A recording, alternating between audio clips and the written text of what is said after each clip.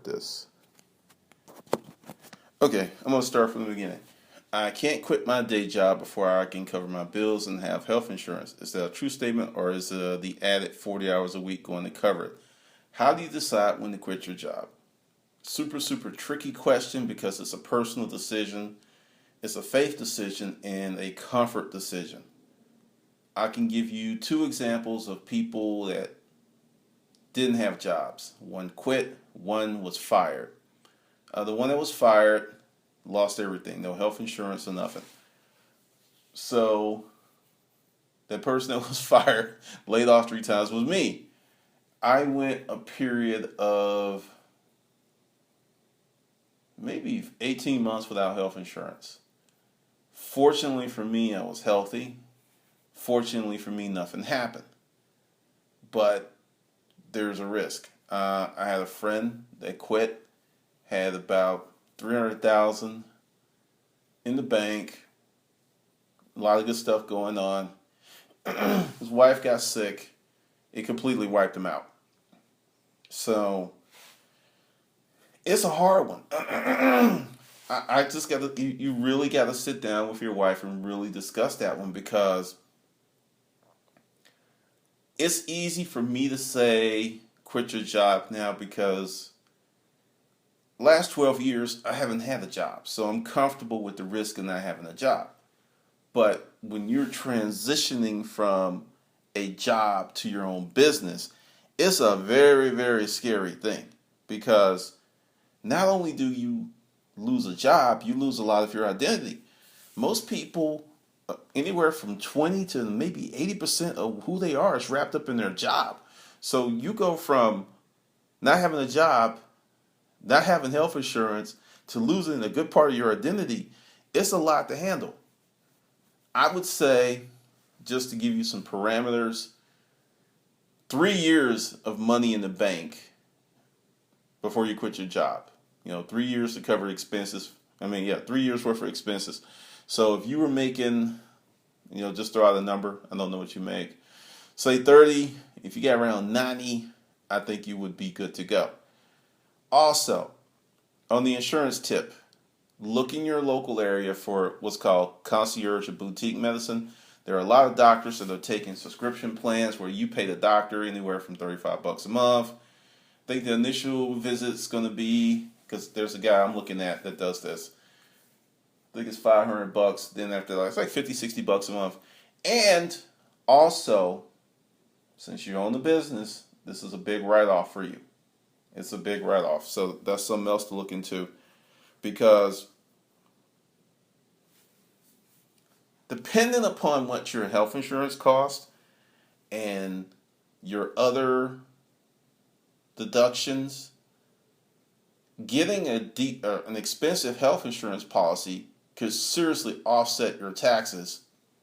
And understand, I'm just speaking abstractly here, because you got to sit down, crunch out the numbers, talk to someone for your particular situation. But it may not be as bad as I'm thinking, because, like I said, I've been healthy.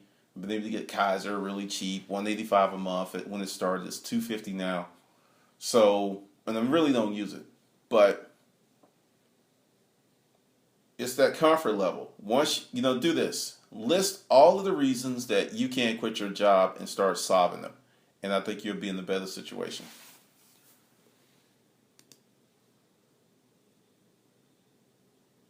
So here's a question for Philip. I'm studying the courage section now and was wondering if you could share some specific courage development exercises. Some more, because there are some in there. I started, keep going. There's stuff in there, because that's the whole thing. I should say the course is layered and is modeled after things I had to do and things I had to overcome, because I didn't like talking to people in the street. I hated talking to strangers, and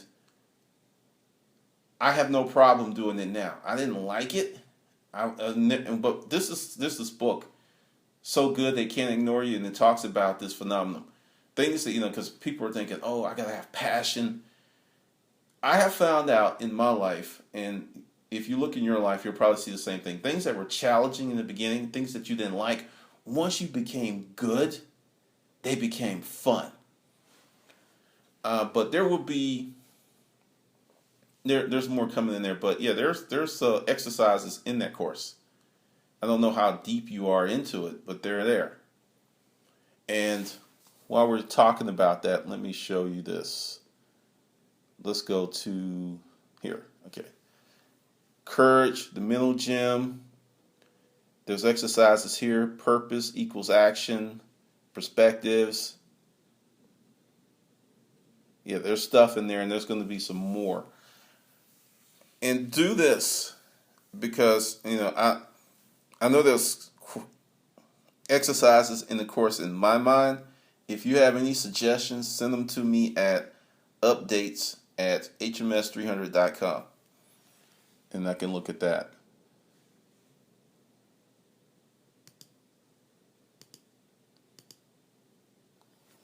Now, let's see. Next week, we'll jump into, well, this is what's going to happen. I guess I should let you know my new schedule. Since I know I'm going to be working weekends, I kind of take 2 days during the week or a day to really not do too much. So, since I know I'll be working this weekend, there's going to be more stuff going up in the Hustler University, some more videos, and a few other things to get everything situated for Monday. So, I encourage people to go through, introduction to the project, lesson 1, courage, the mental gym. Go through this purpose equals action, perspectives. Some of these things are going to change around a little bit. Go through that stuff first because I know everyone wants to get to the money. Go to the income generation courses. But what I learned is without the proper mindset, you can have the best information in front of you, and it really will not help you as much as if you have the proper mindset and then have the best information in front of you. If that makes any sense.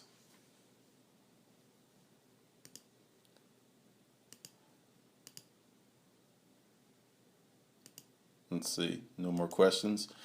I'm going to actually share some with you. I had a consult early this week with a person, and they're not here tonight because daughter's cheerleading.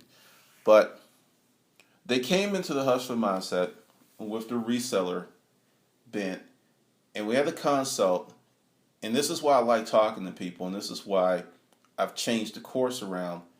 I was able to discover some of her true passions, and essentially we did a little research. I knew this place existed, but she was blown away about this community that exists that shares her passion. She had no idea that it was that huge, and it's way bigger than picking, storage auctions, reselling combined. It's huge, and she's like full of energy and excitement. So if you came in here on the reseller tip, you might have interest, desires in an area that's a very big market. And let's talk about markets. Well, I'll tell you about Kindle because at some point I'm gonna do the Kindle thing, but I want to get Hustler University done. I want to get get the main bulk of it done and some other stuff. But we'll touch on Kindle because this is the thing that I've discovered about Amazon. I don't know how many of you remember when I was advertising super heavily on not Craigslist, but YouTube and pissing people off. I was driving sales and it made a difference. But the way that Amazon works is if you have a product for a pool of buyers that are already there that want it, it's a totally different ball game. I write erotica. I've got some poetry books. I've got a few things under pen names that I do not promote at all. And the reason is those things under pen names are for me. Because for the last, 4 years now, I've been writing all this stuff, and it's been written for other people because that is the business person in me. A lot of writers is like, I'm just going to write this thing and I'm writing for myself, and then they get all butthurt when nobody wants to read that stuff because they didn't write it for anyone but themselves, and if they're happy, they should be happy. But truly, every writer wants other people to read and go, yay, that was good, and pat them on the head. Trust me, I see it in my writing groups all the time. And they'll say, I don't believe in reviews. No, but they want it. But what I've learned is, and you could take this and apply it to anything, go out and look at the market and see what the market wants and bring your products toward that market versus buying something and hoping it will sell. But with Kindle, I've got short stories. You can sell short stories on Kindle. It blows my mind. But these things just move with no marketing muscle on my part. It just kind of blew my mind. And when we get to the Kindle course, well, I'll talk about that because, the top topics are erotica, horror, mystery, romance, do it yourself. Those topics rock. Like I had a friend who wrote a little how-to chess guide and put it on Kindle, and that book makes her about $150, $200 a month. It took her a weekend to write. And to give you a perspective, and just don't think about this in Kindle. Think about this in products that you can create. Think about this in anything that you can generate. The producer versus consumer mindset. If you can create something and you do it just once, and if it makes a small sum of money for you, but it makes it for a long period of time, that's an amazing return on investment. Say it takes you a week to create this product, and once the product's done and you've got it set up where you can just duplicate it really easily, and that product makes you $25 every time you sell it, and you sell about 20 a month, and this goes on for years, that's an incredible investment, incredible return. So think of things that you can do, because the big focus with the Hustler Mindset Project is moving people to create businesses, services, products, or a combination of different sales channels where you can make a six-figure income. And I'm going to tell you why that's my goal. 6 figures to someone who never made it is a lot of money. Essentially, you make $100,000, they're going to take $35,000 in taxes if you have a job, maybe more. If you have a business and you know what you're doing, you can whittle that down to about 20 or even less, depending upon your rate and whatever else you got going on. But taxes are going up. In the future, taxes are going up. That's one of the reasons that I'm saying get a Roth account, start putting money in it now. Taxes are going up because they have to. I don't care how much you slice it, and they're going to go up a lot because so many games have been played with monetary policy and the economy. And if you are in a situation where you're saddled with a lot of debt, and you're in a situation where you're not making decent money, your life is going to be very challenging in these United States of America. We're already at the beginning of those who have and those who don't have, and it's going to be really, really pronounced. You can forget about lower class, middle class, forget all about that. You have 2 groups of people that have the things that they need and want, and people who don't. The people who don't have that stuff, it's going to get huge. There's a lot of talk about buying gold and silver. And if we get to that point where those 2 metals become forms of currency, you're going to need a few guns and a lot of ammo, because the people who didn't prepare will try to take your stuff. So the reason I'm looking at this, I want to push as many people up to those upper incomes, not to ball out or trick out or do anything, but to have reserves to take care of themselves and their families, because you're going to need it. I mean, it's just the way, this is how I see it. This is what I'm doing.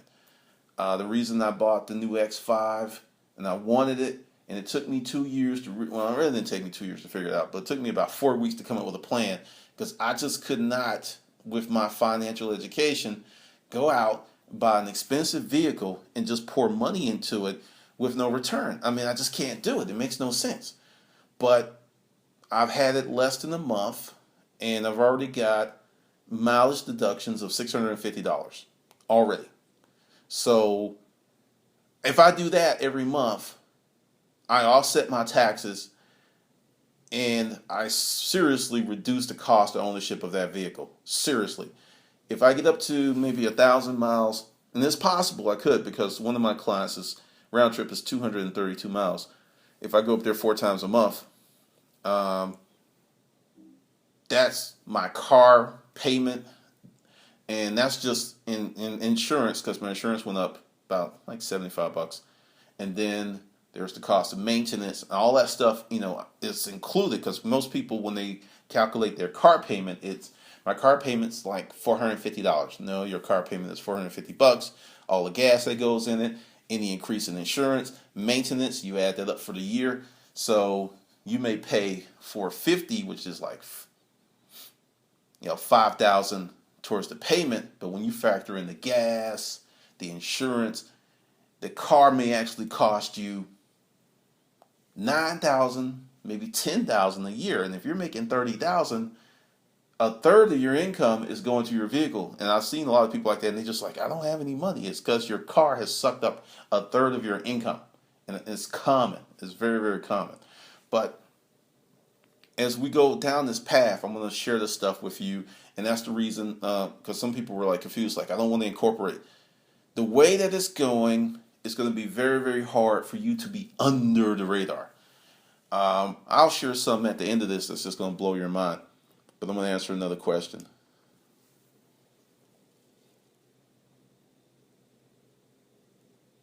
I'm planning on consigning handcrafted items, 30% to sell their arts and crafts. Is there anything that's going to be different than consigning resale items? No. The consignment is you are a broker. You choose to help market or sell other people's products. There's no difference if it's new, used, whatever. You can use the same agreement.